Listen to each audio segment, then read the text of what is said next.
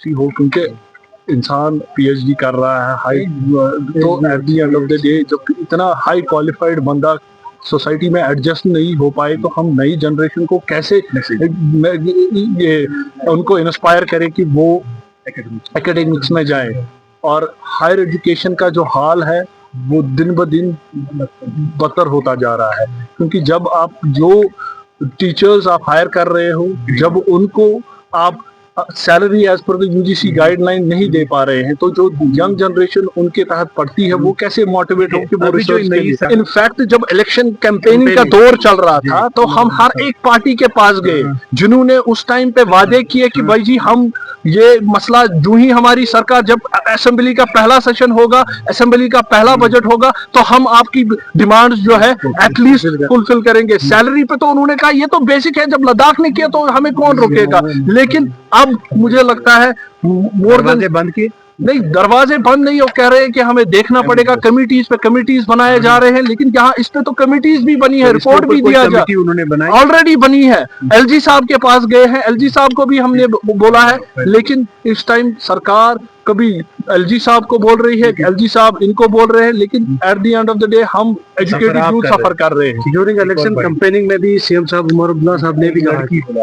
सराफा एहतिजाज है, कब से मुतालबा आपका पेंडिंग है? हम पिछले 2-3 सालों से एडमिनिस्ट्रेशन के पास जा रहे हैं अपने जो हमारे मसाइल है, लेकिन पिछले 2-3 साल से कोई इस पे पेशरफ नहीं हो रही है। अब जबकि हमारी अपनी सरकार भी है तो हम चाहते हैं जो आला हुकाम है उनसे हमने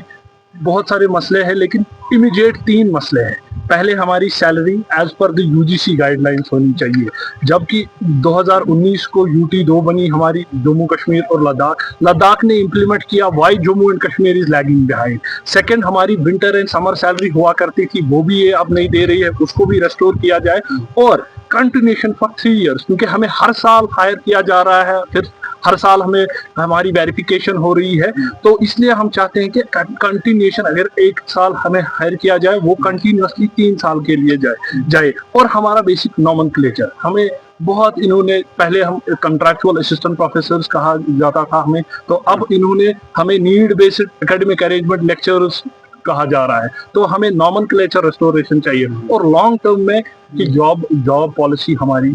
होनी चाहिए, क्योंकि बहुत सारे पीएचडीज है हम कर चुके हैं, बहुत सारी यूनिवर्सिटीज, बड़ी बड़ी यूनिवर्सिटी से आए हैं, पोस्ट डॉक्स है, लेकिन at the end of the day there is no job available. तो इसलिए कंट्रैक्चुअल लेक्चरर्स हम है, कोर्ट की एटलीस्ट 57,600 बेसिक सैलरी, 15,000 नहीं 57,600, 50,000 57,700 नहीं 57। कंट्रेक्चुअलिज्म जो हमारा ये है जो चल रहा है, इसके बाहर वो वैलिड ही नहीं है। नॉमेनक्लेचर के हिसाब, जैसे यूजीसी जेकेपीएससी कल मांगती है कि आप एक्सपीरियंस शो करो, आपने कहाँ काम किया है, लेकिन ये जो हमें एक्सपीरियंस मिलती है 8 महीने 9 महीने के लिए,